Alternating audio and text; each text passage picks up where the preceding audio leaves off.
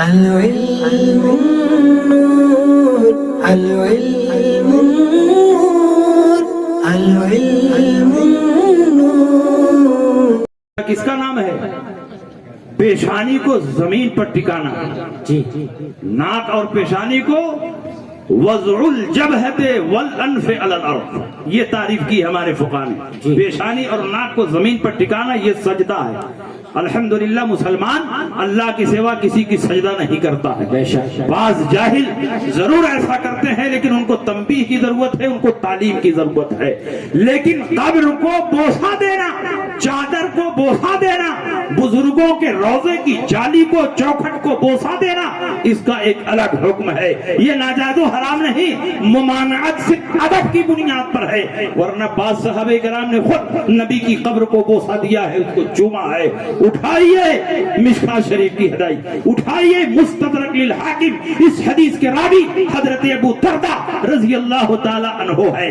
حضرت ابو دردہ فرماتے ہیں جب نبی اکرم صلی اللہ علیہ وسلم کا وصال ہوا تو حضرت بلال حبشی نبی کے غم میں روتے رہے، آنسو بہاتے رہے، نبی کے فراق میں پاگلوں کی طرح گھومتے رہے. جب سکون نہیں ملا، قرار نہیں ملا، چین نہیں ملا تو کچھ دنوں کے بعد مدینہ منورہ چھوڑ کر ملک شام میں آباد ہو گئے. جب ملک شام میں ایک مدت گزری، اللہ کے نبی ان کے خواب میں تشریف لائے. فرمایا یا بلالو ما هذه الجفوہ الم یعنی ان تزورنی فبکا بکان کثیرا ورکب راحلته. اے بلال حبشی، یہ کیا ظلم ہے؟ کیا میری یاد تم کو نہیں تڑپاتی؟ میری قبر کی زیارت کے لیے مدینہ منورہ نہیں آؤ گے؟ جب تک میں حیات ظاہری کے ساتھ تھا تم ایک خادم اور غلام کی طرح میرے پیچھے پیچھے لگے رہتے تھے، لیکن اب میں قبر اطہر میں آ گیا ہوں تو مدینہ چھوڑ کر تم ملک شام میں آ گئے ہو، کیا میری قبر کی زیارت نہیں کرو گے؟ میری یاد تم کو نہیں تڑ پائے گی؟ حضرت بلال حبشی کی آنکھ کھلتی ہے، زاروں قطار رو رہے ہیں، پھوٹ پھوٹ کر رو رہے ہیں. انہوں نے یہ نہیں سوچا کہ خواب میں آنے والا کوئی اور ہوگا، نبی نہیں ہوں گے، اس لیے کہ وہ صحابی تھے. ان کا عقیدہ تھا کہ نبی نے ارشاد فرمایا من رانی فی المنام فقد رانی فإن الشیطان لا یتمثل بی. جس نے مجھ کو خواب میں دیکھا اس نے حقیقتاً مجھے کو دیکھا، کیونکہ شیطان کو بھی یہ پاور اور اختیار نہیں کہ نبی کی شکل و صورت اختیار. بلال حبشی گھوڑا منگاتے، سفر کی تیاری کرتے، چند روٹی لے کر چلے تھے وہ بھی نہیں کھا سکے. نبی کی قبر پر حاضری کا ایسا شوق کہ بھوکے پیاسے چلے جا رہے. جب مدینہ منورہ پہنچے صحابہ کو اطلاع عام ہوئی کہ بلال حبشی آئے ہوئے. صحابہ کرام کا مجمع عام ہے، دن کا اجالا پھیلا ہوا ہے. بلال حبشی اپنے گھوڑے سے نیچے آئے، بھاگتے ہوئے نبی کی قبر پر پہنچے اور نبی کی قبر کو دونوں ہاتھ سے پکڑ لیا اور اپنا ہونٹ قبر نبی پر رکھ دیا. میں آپ سے پوچھنا چاہتا ہوں جب ہونٹ کو قبر پر رکھا جائے گا تو بتاؤ بوسہ کا معنی پایا جائے گا کہ نہیں پایا جائے گا؟ صحابہ دیکھ رہے ہیں کہ بلال حبشی اپنے ہونٹ کو نبی کی قبر پر رکھے ہوئے ہیں، لیکن صحابہ منع نہیں فرماتے، صحابہ روک نہیں رہے ہیں. جبکہ صحابہ کی عادت تھی کہ شریعت کے خلاف کوئی کام دیکھتے فوراً ٹوکتے، منع کرتے، لیکن بلال حبشی نبی کی قبر کو بوسہ دے رہے ہیں، صحابہ منع نہیں فرماتے. یہ اس بات کی دلیل ہے کہ نبی کی قبر کو بوسہ دینا یہ شرک اور بدعت نہیں بلکہ بلال حبشی کی سنت. سبحان اللہ. اور یہی سے ایک دوسرا بھی مسئلہ حل ہو گیا.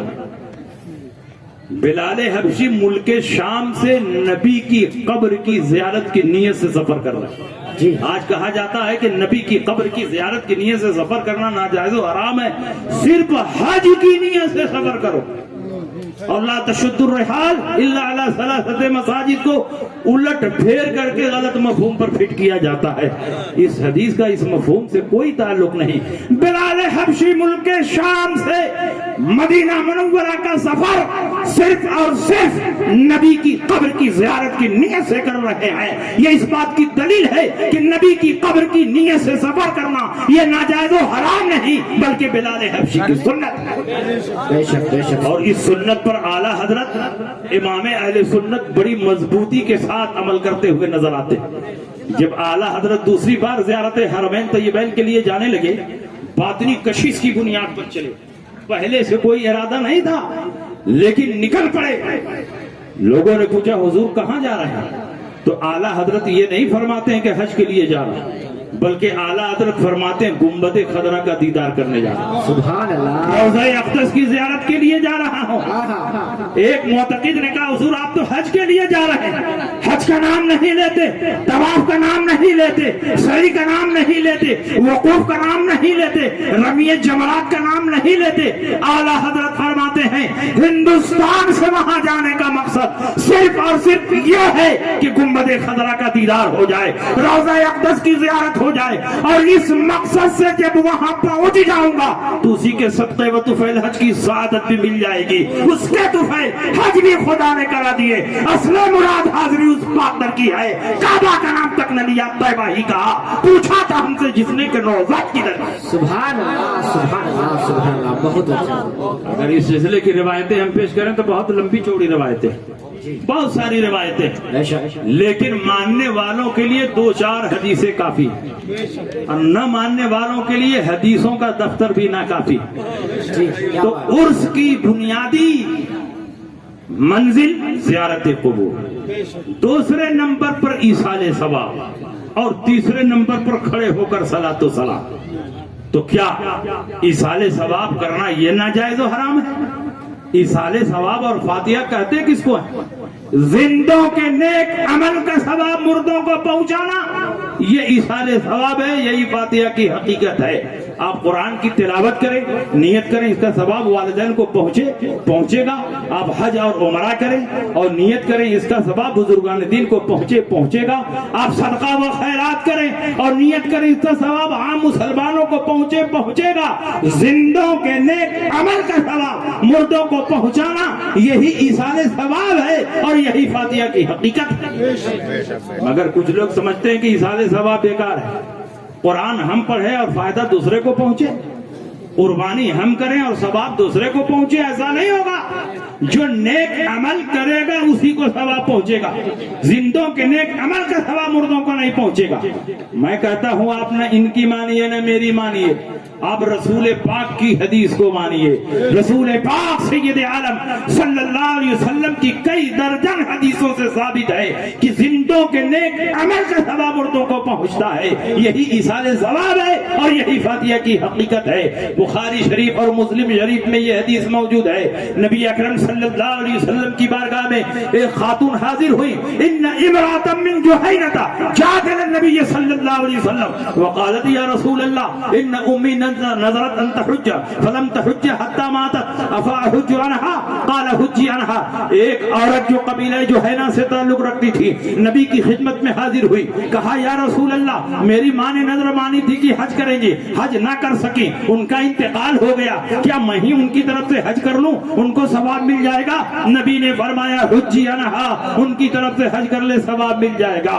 دوسری حدیث یہ بھی بخاری اور مسلم میں ہے، ان امرأة من خزعم جاءت الى النبی صلی اللہ علیہ وسلم وقالت یا رسول اللہ ان فریضۃ اللہ ادرکت بی شیخا کبیرا لا يثبت على الراحلہ افاحج عنہ قال حجی عنہ وذلك فی حجۃ الوداع۔ ایک عورت جو قبیلہ خزعم سے تعلق رکھتی تھی نبی کی خدمت میں حاضر ہوئی، کہا یا رسول اللہ میرے باپ بالکل بوڑھے ہو چکے تھے، سواری پر بیٹھنے کی طاقت نہیں تھی، اسی لیے وہ حج کو نہ جا سکے، پھر ان کا انتقال ہو گیا، حج نہ کر سکے، کیا میں ہی ان کی طرف سے حج کر لوں، میرے باپ کو ثواب مل جائے گا؟ نبی نے فرمایا حج کر لے ثواب مل جائے گا۔ دونوں حدیث میں غور کرو، پہلی حدیث میں حج لڑکی کر رہی ہے اور ثواب اس کی مری ہوئی ماں کو مل رہا ہے، دوسری حدیث میں حج لڑکی کر رہی ہے اور ثواب اس کے مرے ہوئے باپ کو مل رہا ہے۔ یہ اس بات کی دلیل ہے کہ زندوں کے نیک عمل کا ثواب مردوں کو پہنچتا ہے اور اسی کا نام ایصال ثواب ہے اور اسی کا نام فاتحہ۔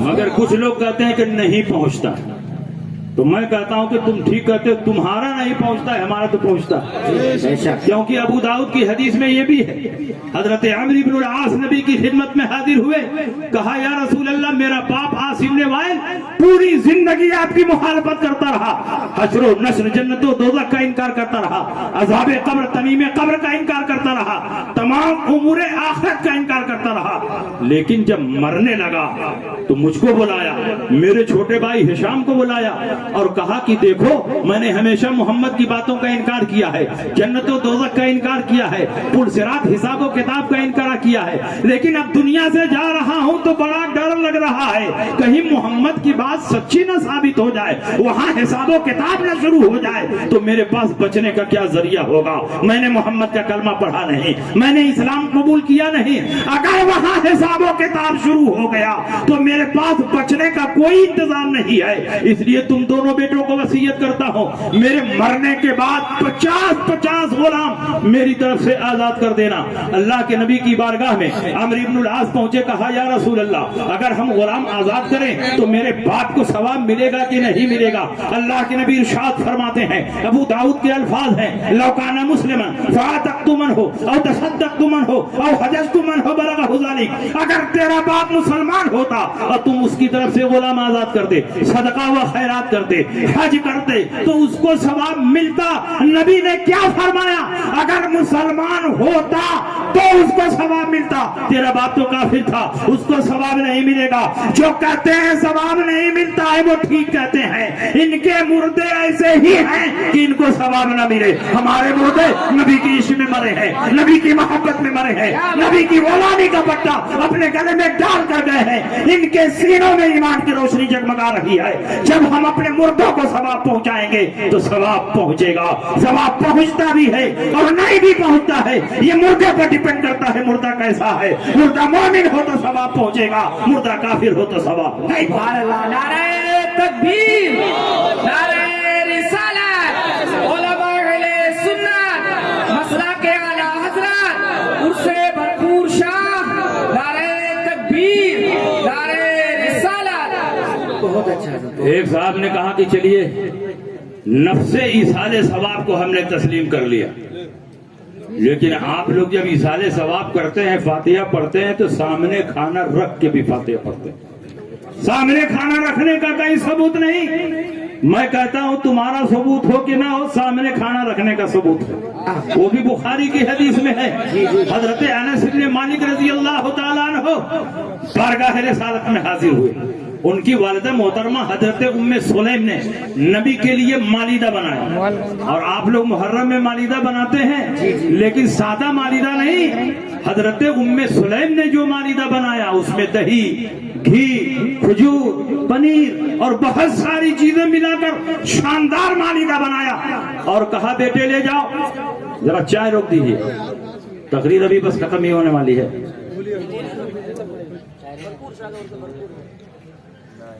اور ویسے بھی صرف چائے پلانے سے کام نہیں چلے گا, اس کے لیے بیوی بھی چھوڑنا پڑے گا, تب گدی میں. ماں سمجھ رہے ہیں نہیں سمجھ رہے؟ نبی اکرم صلی اللہ تعالی علیہ وسلم کی حدیثیں ہمارے لیے مشعل راہ ہدایت ہے. انس بن مالک کی والدہ نے کہا نا بیٹے یہ مالیدہ لے جاؤ اور نبی کی خدمت میں پیش کرنا, میرا سلام پیش کرنا, اور کہنا کہ میری ماں نے خاص طور پر آپ کے لیے بنایا ہے, یا رسول اللہ اسے قبول فرما لیں. حضرت انس بن مالک مالیدہ لے کر گئے, نبی کے سامنے رکھ دیا, ماں کا سلام پیش کیا. حضور علیہ السلام اس مالیدہ کو کھا نہیں رہے ہیں بلکہ کچھ پڑھ رہے ہیں. جب پڑھنے سے فارغ ہوئے اللہ کے نبی نے فرمایا اے انس بن مالک جاؤ 10 صحابہ کو بلا کر لاؤ. انس بن مالک گئے 10 صحابہ کو بلا کر لائے. 10 صحابہ نے بیٹھ کر کھایا, پیٹ بھر گیا, چلے گئے. فرمایا جاؤ اور 10 صحابہ کو بلا کر لاؤ. وہ بھی آئے, کھایا, پیٹ بھر گیا, چلے گئے. کہا جاؤ اور 10 صحابہ کو بلا کر لاؤ. 10 صحابہ آتے رہے, کھاتے رہے, آتے رہے, کھاتے رہے. انس بن مالک کا بیان ہے 300 صحابہ کھا کر شکم سیر ہو گئے. تو اللہ کے نبی نے ارشاد فرمایا اے انس بن مالک یہ کھانا اٹھاؤ, اپنے گھر لے جاؤ, اپنی ماں کو سلام کہنا اور کہنا کہ نبی نے تمہارا ہدیہ اور تحفہ قبول کر لیا ہے. نبی تمہارے کھانے کا محتاج نہیں, کھانا محتاج ہے کہ نبی اسے قبول فرما لیں. نبی نے تمہارا ہدیہ اور تحفہ قبول کر لیا ہے. انس بن مالک نے فرمایا جب کھانا اٹھایا یہ دیکھ کر حیران رہ گیا کہ 300 صحابہ کے کھانے کے باوجود ذرہ برابر اس کھانے میں کوئی کمی نہیں ہوئی ہے. لگتا ہے کھانا پہلے سے اور اور بڑھ گیا ہے. یہ حدیث جہاں نبی کے معجزے کو ثابت کرتی ہے, نبی کے اختیارات و کمالات کو ثابت کرتی ہے, اس بات کو بھی ثابت کرتی ہے کہ سامنے کھانا رکھنا بھی جائے, اس پر پڑھنا بھی جائے, اور پڑھنے کے بعد مسلمانوں کو کھلانا بھی جائے. نبی کے سامنے رکھا گیا تو رکھنے کا ثبوت ہو گیا کہ نہیں ہو گیا, اور نبی نے اس پر پڑھا تو پڑھنے کا بھی ثبوت ہو گیا کہ نہیں ہو گیا, اور نبی نے صحابہ کو کھلایا تو کھلانے کا بھی ثبوت ہو گیا کہ نہیں ہو گیا. تینوں باتوں کا ثبوت اس حدیث میں موجود ہے. لیکن یہ کہیں گے کہ ہم کو یہ حدیث نظر نہیں ہے. سرما بھوپالی لگا کر حدیث تلاشو گے تو کوئی حدیث نظر نہیں آئے. بریلی کا سرما لگاؤ تو ساری حدیثیں نظر آئے. اگر حدیث دیکھنا ہے تو بریلی کا سرما, اور حدیث سمجھنا ہے تو امام احمد رضا کی طرح عشق مصطفیٰ پیدا کرو. بے عشق محمد جو پڑھاتے ہیں بخاری, آتا ہے بخار, ان کو بخاری نہیں آتی. بات سمجھ میں آ رہی ہے کہ نہیں سمجھ میں آ رہی؟ تو ایصال ثواب کا بھی ثبوت ہو گیا کہ نہیں ہو گیا. اور الحمدللہ ہم تو اس کھانے کو تبرک سمجھتے ہیں جو بزرگان دین کی طرف منسوب ہو جائے, مگر کچھ لوگ اس کو نہیں کھائیں گے. ایک صاحب نے کہا حضرت کیا بات ہے جن کھانوں پر آپ لوگ فاتحہ پڑھ دیتے ہیں یہ نہیں کھاتے ہیں؟ میں نے کہا انہی سے پوچھو, یہ ان کا پرسنل میٹر ہے, ذاتی معاملہ ہے, کیوں نہیں کھاتے؟ ہم تو کھا رہے ہیں, ساری دنیا کے لوگ کھا رہے ہیں. کہا نہیں آپ جواب دیں, اور حدیث کی روشنی میں جواب دیں تو بڑا اچھا رہے گا. میں نے کہا بخاری شریف کی ایک حدیث پڑھ دے رہا ہوں, جواب خود ہی سمجھ لے رہا. اللہ کے نبی نے ارشاد فرمایا ان الشیطان یستحل الطعام الا یذکر اسم اللہ علیہ, شیطان اس کھانے کو کھانے لگتا ہے جس پر بسم اللہ نہ کیا جائے, اور جب بسم اللہ پڑھ دیا جائے تو شیطان کبھی نہیں اس کھانے کو کھا پاتا. جب صرف بسم اللہ پڑھ دینے سے شیطان اس کھانے کو نہیں کھا سکتا تو یہاں تو اعوذ باللہ بھی پڑھ دیا, بسم اللہ پڑھ دیا, سورہ فاتحہ پڑھ دیا, چاروں کل پڑھ دیا. اب تو شیطان کے باپ ابلیس بھی کھانا چاہے تو اس کھانے کو کبھی نہیں کھائے.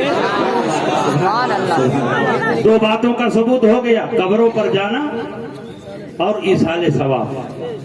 اور تیسری چیز ہے اخیر میں کھڑے ہو کر صلاۃ و سلام پڑھنا. تو کہا آپ لوگ کھڑے ہو کر صلاۃ و سلام کیوں پڑھ دیتے ہیں؟ میں نے کہا کھڑے ہو کر صلاۃ و سلام پڑھنے کی ممانعت کے سلسلے میں کوئی حدیث ہو تو پیش کرو. اللہ و رسول نے جس چیز سے منع نہ کیا ہو اس سے منع کرنا یہ شریعت پر افترا. قرآن عظیم میں اللہ نے درود و سلام کا حکم دیا, یا ایھا الذین آمنوا صلوا علیہ وسلموا تسلیما, اے ایمان والو نبی پر درود پڑھو, نبی پر سلام پڑھو.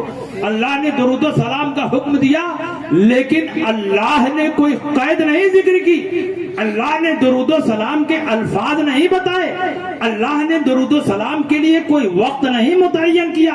لہذا جس وقت تم سے ہو سکے, جن الفاظ میں ہو سکے, جس طرح ہو سکے, جتنا ہو سکے تم نبی پر درود پڑھو, نبی پر سلام پڑھو. کیونکہ جب اللہ نے مطلق رکھا ہے تو مطلق کا تقاضا ہی یہ ہے کہ جب ہو سکے, جتنا ہو سکے, جس طرح ہو سکے نبی پر درود پڑھو, نبی پر سلام پڑھو.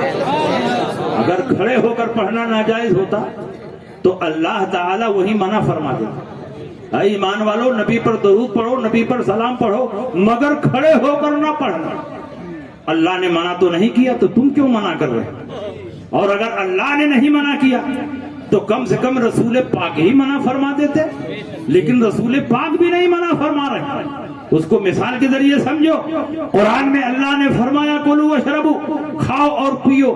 یہاں بھی حکم مطلق ہے, کھڑے ہو کر کھاؤ کہ بیٹھ کر کھاؤ, کوئی قید نہیں ذکر کی گئی ہے, حکم کو مطلق رکھا گیا ہے, کھاؤ اور پیو. لیکن نبی نے اس میں کنڈیشن ذکر کر دی, نبی نے اس میں قید ذکر کر دی. اللہ نے فرمایا کھاؤ, نبی نے فرمایا بیٹھ کر. اللہ نے فرمایا پیو, نبی نے فرمایا بیٹھ کر. تو اب قانون اسلام قرآن اور حدیث دونوں کو ملا کر بنے گا. کھاؤ تو بیٹھ جاؤ, پیو تو بیٹھ جاؤ. اور جہاں درود و سلام کا حکم دیا گیا وہاں اللہ نے فرمایا نبی پر درود پڑھو, نبی پر سلام پڑھو. یہاں نبی بھی خاموش ہیں, نبی بھی نہیں فرما رہے ہیں کہ بیٹھ کر پڑھنا, کھڑے ہو کر نہ پڑھنا. اس کا مطلب یہ ہوا کہ نبی بھی یہی کہتے ہیں جس طرح تم سے ہو سکے نبی پر درود پڑھو, نبی پر سلام پڑھو.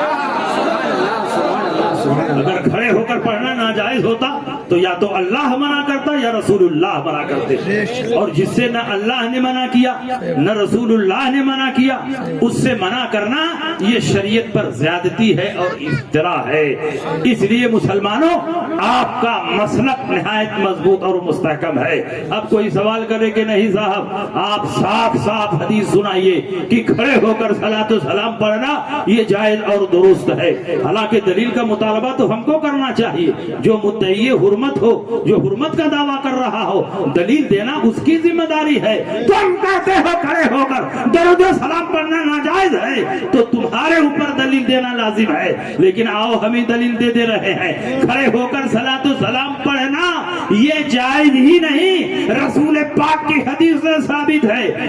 آپ کو یہ حدیث میں پیش کر رہا ہوں، بخاری کی یہ حدیث ہے، جب خانہ کعبہ کا طواف کیا جاتا ہے، نبی اکرم صلی اللہ علیہ وسلم الگ الگ رکن پر الگ الگ دعائیں پڑھنے کا حکم دیتے ہیں۔ رکن شامی کے پاس جاؤ تو یہ دعا پڑھو، رکن یمانی کے پاس جاؤ تو یہ دعا پڑھو، حجر اسود کے پاس جاؤ تو یہ دعا پڑھو، ملتزم کے پاس جاؤ تو یہ دعا پڑھو، میزاب رحمت کے پاس جاؤ تو یہ دعا پڑھو۔ جب تم میزاب رحمت کے پاس جاؤ گے تو کون سی دعا پڑھو گے؟ اللہ کے نبی ارشاد فرماتے ہیں، اللہم اظلنی تحت ظل عرشک یوم لا ظل الا ظلک ولا باقی الا وجہک واسقنی من حوض نبیک محمد صلی اللہ تعالی علیہ وسلم شربتا ہنیئتا لا ازمع بعدها ابدا۔ اے اللہ، اس دن ہمیں سایہ عطا فرما جس دن کوئی سایہ نہ ہوگا سوائے تیرے عرش کے، کوئی ذات نہیں بچے گی سوائے تیری ذات کے، اور اپنے نبی محمد صلی اللہ علیہ وسلم کے حوض کوثر سے ایک ایسا جام عطا فرما دے کہ ایک مرتبہ پی لینے کے بعد کبھی پیاس نہ لگے۔ آپ بتاؤ، طواف کرنے والا بیٹھ کر طواف کرتا ہے کہ کھڑے ہو کر طواف کرتا ہے؟ جب کھڑے کھڑے طواف کرتے ہوئے میزاب رحمت کے پاس جائے گا اور حدیث کے مطابق یہ دعا پڑھے گا، اور اس دعا میں واسقنی من حوض نبی کا محمد صلی اللہ تعالی علیہ وسلم بھی ہے، تو صلی اللہ تعالی علیہ وسلم کو نکال کر نہیں پڑھے گا بلکہ جتنا حدیث میں ہے وہ سب پڑھے گا۔ اور صلی اللہ علیہ وسلم کیا ہے ان سے پوچھو، عربی زبان میں نبی پر درود ہے، نبی پر سلام ہے۔ جب خانہ کعبہ میں کھڑے ہو کر نبی پر درود و سلام پڑھنا جائز ہے تو ہندوستان میں بھی کھڑے ہو کر نبی پر درود و سلام پڑھنا جائز ہے۔ سبحان اللہ، سبحان اللہ۔ نعرہ تکبیر، نعرہ رسالت، علماء اہل سنت، مسلک اعلی حضرت مفتی شمشاد احمد صاحب قبلہ، نعرہ تکبیر، نعرہ رسالت۔ بہت اچھا۔ اس لیے میرے دوستوں، آپ کے جتنے معمولات ہیں، آپ کے جتنے عقائد ہیں، وہ سب کتاب و سنت سے ثابت ہے۔ معمولات اہل سنت کا کوئی عمل ایسا ہے ہی نہیں جس کے بارے میں کوئی انگلی اٹھا سکے اور ہم لوگ اس پر حدیث نہ پیش کر سکیں۔ اعلیٰ حضرت امام اہل سنت مجدد دین و ملت فاضل بریلوی رضی اللہ تعالی عنہ نے تمام عقائد اہل سنت اور تمام معمولات اہل سنت پر دلائل و براہین کا دریا بہا دیا ہے۔ صرف مطالعہ کریں اور مخالفین کے سارے سوالوں کا آپ جواب دے سکتے ہیں۔ اس لیے اس دور میں اپنے عقائد اور اپنے معمولات کی حفاظت کے لیے مسلک اعلیٰ حضرت کی پیروی لازم اور ضروری ہے۔ اور مسلک اعلیٰ حضرت کوئی نیا مسلک نہیں، کوئی پانچواں مسلک نہیں، اہل سنت کی پہچان کا نام مسلک اعلیٰ حضرت۔ اور یاد رکھو، یہ مسلک اعلیٰ حضرت حقیقت میں جنت میں لے جانے والے راستے کا نام ہے۔ اور یہ میں نہیں کہتا، بڑے بڑے ولیوں نے اعلیٰ حضرت کے پیدا ہونے سے پہلے اعلیٰ حضرت کے پیدا ہونے کی بشارت دی اور مسلک اعلیٰ حضرت کو جنت کا راستہ بتایا۔ ایک روایت میں آپ کے سامنے پیش کرتا ہوں، کتاب کا نام ہے اکرام امام احمد رضا۔ اس کتاب کے مصنف حضرت مفتی برہان الحق صاحب جبل پوری علیہ الرحمہ، یہ اعلیٰ حضرت کے مرید بھی ہیں، اعلیٰ حضرت کے خلیفہ بھی ہیں، اعلیٰ حضرت کے شاگرد بھی ہیں، اور اعلیٰ حضرت کے روحانی پردم بھی ہیں۔ اعلیٰ حضرت نے بے شمار خطوط میں ان کو اپنا روحانی بیٹا فرمایا۔ جب اعلیٰ حضرت دوسری بار زیارت حرمین طیبین سے واپس آئے، بمبئی کی سرزمین پر واپس آئے، پانی کے جہاز سے گئے تھے، پانی کے جہاز سے واپس آئے، اور اسی سفر میں وہ مارکۃ الاعلیٰ کتاب اعلیٰ حضرت نے تصنیف فرمائی الدولۃ المکیہ بالمادۃ الغیبیہ. صرف 8.5 گھنٹے میں بغیر کسی کتاب کو دیکھے ہوئے اپنی خداداد ذہانت پر بھروسہ کر کے اعلیٰ حضرت امام احمد رضا نے علم غیب مصطفیٰ پر ایک ایسی شاہکار کتاب لکھ دی کہ جب شریف مکہ کے دربار میں یہ کتاب پڑھی جا رہی تھی آدھی کتاب پڑھی گئی اور شریف مکہ نے فرمایا اللہ یوتی وہؤلاء یمنعون، اللہ اپنے حبیب کو غیب کا علم عطا فرماتا ہے اور کچھ لوگ اس کا انکار کرتے ہیں. اللہ حضرت سے پوچھا کہ حضور بغیر کسی کتاب کو دیکھے ہوئے صرف 8.5 گھنٹے میں آپ نے اتنی عظیم الشان کتاب عربی زبان میں لکھ دی. سرکار اعلیٰ حضرت یہ نہیں فرماتے کہ یہ میرا کمال ہے، فرماتے ہیں یہ میرے غوث پاک کا کمال ہے، یہ میرے غوث پاک کی روحانی برکت ہے. کیا بات. جب میں کتاب لکھ رہا تھا ایسا محسوس ہو رہا تھا کہ غوث پاک کی روحانیت میرے پشت پر سوار ہے. کیا دبے جس پہ حمایت کا ہو پنجہ تیرا، شیر کو خطرے میں لاتا نہیں کتا تیرا. جب کتاب کو لکھ رہا تھا غوث پاک کی روحانیت میری رہنمائی کر رہی تھی. احمد رضا اس دلیل کو بھی لکھو، اس آیت کو بھی لکھو، اس حدیث کو بھی لکھو. غوث پاک فرماتے جا رہے تھے، احمد رضا کا قلم چلتا جا رہا تھا. الدولۃ المکیہ صرف احمد رضا کی کتاب نہیں، غوث پاک کی زندہ کرامت ہے. اور اللہ کے ولیوں کی کرامتوں کا نہ کل مقابلہ ہوا، نہ آج مقابلہ ہو سکتا ہے اور نہ صبح قیامت تک مقابلہ ہو سکتا ہے. اسی لیے الدولۃ المکیہ کل بھی لاجواب تھی اور آج بھی لاجواب ہے اور انشاءاللہ صبح قیامت تک لاجواب رہے. یہ اسی سفر کا واقعہ ہے. مفتی برہان الحق صاحب جبل پوری بمبئی گئے اعلیٰ حضرت کا استقبال کرنے. چند دن اعلیٰ حضرت کے ساتھ قیام رہا اور ایک دن اعلیٰ حضرت اچانک باطنی کشش کی بنیاد پر فرماتے کہ برہان میاں تیار ہو جاؤ، باندرا چلنا ہے. باندرا کے ساحل پر ایک خانقاہ ہے، وہاں ایک مجذوب صاحب رہتے ہیں، ان کی زیارت کرنی ہے، ان سے ملاقات کرنی ہے. اور اعلیٰ حضرت بزرگوں کی بارگاہ کے بڑے ادب شناس اور وہ خود اللہ کے ولی، جس علاقے میں جاتے انہیں ولیوں کی خوشبو محسوس ہو جاتی اور ولیوں کی بارگاہ میں پہنچ کر اکتساب فیض کرتے. اعلیٰ حضرت امام احمد رضا نے فرمایا برہان میاں تیار ہو جاؤ، باندرا چلنا. برہان میاں تیار ہو گئے. اعلیٰ حضرت برہان میاں کو لے کر چلے. اب ادھر اعلیٰ حضرت برہان میاں کو لے کر چلتے ہیں اور ادھر مجذوب صاحب کو اعلیٰ حضرت کی خوشبو مل گئی. اپنے مریدین سے فرماتے ہیں بہت بڑے عالم مجھ سے ملنے کے لیے آ رہے ہیں، ان کے استقبال کی تیاری کرو، ان کے لیے چائے بناؤ، ان کے لیے کافی بناؤ، ان کے لیے قہوہ بناؤ. جیسے جیسے اعلیٰ حضرت خانقاہ سے قریب ہو رہے ہیں ویسے ویسے اعلیٰ حضرت کی خوشبو بھی قریب سے قریب تر ہوتی جا رہی ہے. جب اعلیٰ حضرت بالکل خانقاہ کے قریب پہنچ گئے تو مجذوب صاحب فرماتے ہیں بہت تیز خوشبو آ رہی ہے، بہت قریب سے خوشبو آ رہی ہے. لگتا ہے عالم صاحب میری خانقاہ میں آ چکے ہیں، چلو باہر نکل کر استقبال کرتے ہیں. اپنے مریدین کو لے کر باہر نکلے. اعلیٰ حضرت کے رخ زیبا پر نظر پڑی، اعلیٰ حضرت کو سلام کیا، دونوں میں مصافحہ اور معانقہ ہوا. اعلیٰ حضرت کو اعزاز و اکرام کے ساتھ لے کر چلے.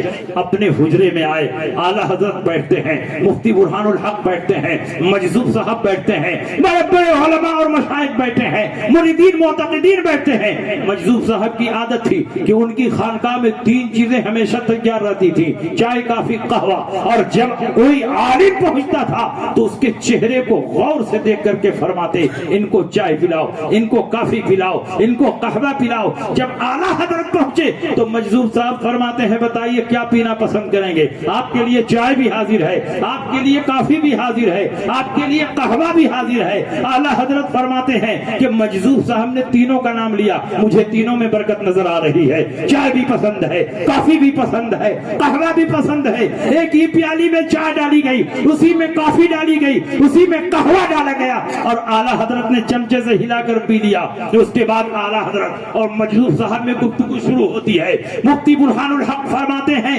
3.5 گھنٹہ مسلسل گفتگو ہوتی رہی اور ہم لوگ بار بار کوشش کرتے رہے کہ ذرا سمجھ جائیں کس زبان میں بات ہو رہی ہے، کس ٹاپک پہ بات ہو رہی ہے، کس موضوع پہ بات ہو رہی ہے۔ لیکن خدا کی قسم اللہ کے دونوں ولی کس زبان میں بات کر رہے ہیں، کس ٹاپک میں بات کر رہے ہیں، ہمیں ایک لفظ بھی سمجھ میں نہیں آیا۔ یہ گفتگو اردو میں نہیں ہو رہی تھی، ہم لوگ اردو سمجھتے ہیں، عربی میں نہیں ہو رہی تھی، عربی سمجھتے ہیں، فارسی میں نہیں ہو رہی تھی، فارسی جانتے ہیں، ہندی میں نہیں ہو رہی تھی، ہندی جانتے ہیں۔ اللہ بہتر جانے کی کس زبان میں بات ہو رہی ہے۔ جب گفتگو کمپلیٹ ہو گئی، اعلیٰ حضرت اجازت لے کر جانے لگے تو مجذوب صاحب نے سنت کے مطابق دروازے تک اعلیٰ حضرت کو رخصت فرمایا، اور جب اعلیٰ حضرت آگے بڑھے، مفتی برہان الحق صاحب اعلیٰ حضرت کے پیچھے پیچھے چل رہے ہیں۔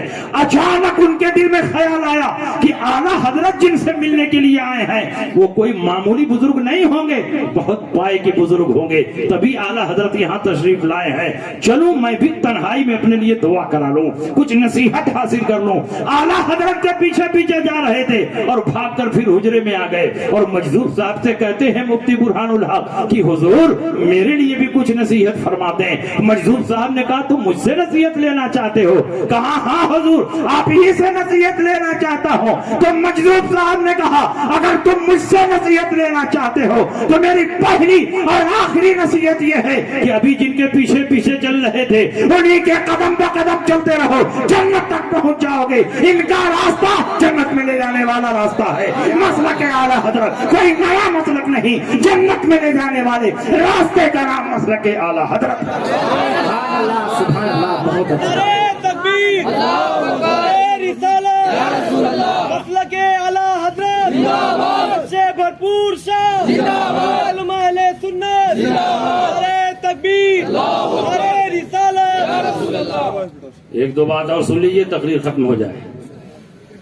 اعلیٰ حضرت نے بزرگوں کا احترام کیا، اس لیے اللہ نے یہ مقام عطا فرمایا، اور اعلیٰ حضرت کو اللہ نے وہ مقام عطا فرمایا کہ اعلیٰ حضرت دور اخیر میں غوث پاک کے نائب مطلق خلیفہ اعظم اور ان کی روحانی اور علمی امانتوں کے امین بن گئے۔ جماعت اہل سنت کے بہت بڑے عالم ہیں شیخ المشائخ پیر طریقت حضرت سید محمد شرف پوری رحمت اللہ علیہ، حیات اعلیٰ حضرت میں یہ واقعہ لکھا ہوا۔ علامہ شرف پوری رحمت اللہ علیہ نے خواب دیکھا، خواب میں سرکار غوث پاک تشریف لائے۔ علامہ شرف پوری نے پوچھا حضور اس وقت پوری دنیا میں آپ کا نائب کون ہے؟ سرکار غوث پاک نے فرمایا اس وقت پوری دنیا میں میرا نائب مولانا احمد رضا خان بریلوی ہے۔ ان کے دل میں سرکار اعلیٰ حضرت کی ایسی محبت پیدا ہوئی کہ شرف پور سے چل کر بریلی ہے۔ اعلیٰ حضرت کی بارگاہ میں پہنچے، اعلیٰ حضرت بیٹھک میں بیٹھے ہوئے، اعلیٰ حضرت سے ملاقات ہوئی، اعلیٰ حضرت سے مصافحہ کیا، اور علامہ شرف پوری نے اعلیٰ حضرت کے ہاتھ کو بوسہ دیا، اور علامہ شرف پوری نے جب اعلیٰ حضرت کے ہاتھ کو بوسہ دیا تو اعلیٰ حضرت نے ان کے ہاتھ کو چوم لیا۔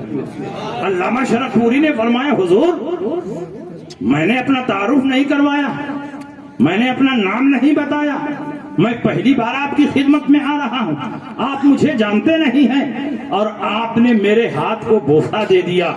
اعلیٰ حضرت نے فرمایا جو سرکار غوث پاک کو دیکھ کر آ رہا ہو وہ اس لائق ہے کہ اس کا ہاتھ نہیں اس کا پاؤں بھی چوما جائے۔ نبی اکرم صلی اللہ علیہ وسلم کی بارگاہ میں امام احمد رضا کا کیا مقام اور مرتبہ ہے، بزرگان دین کی نظر میں امام احمد رضا کی کیا عظمت ہے، ذرا اندازہ لگائیں۔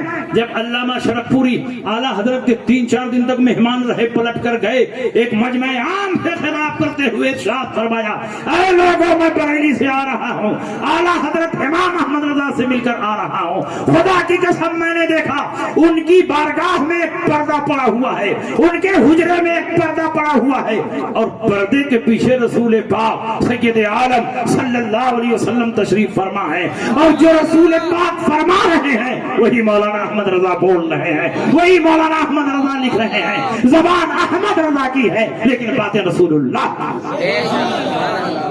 یہ عظمت یہ رفعت اعلیٰ حضرت امام احمد رضا کو یوں ہی نہیں حاصل ہوئی بلکہ بزرگوں کی محبت میں اپنے آپ کو فنا کر دیا۔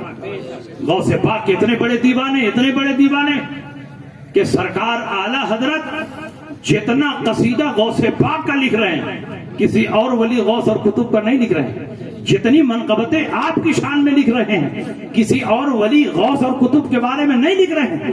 اور غوث پاک کے احترام کا یہ عالم کہ صرف غوث پاک کا احترام نہیں کرتے تھے, جو تبرک غوث پاک کی طرف منسوب ہو جاتا تھا اعلیٰ حضرت امام احمد رضا بھی اس کا بہت زیادہ احترام کرتے تھے.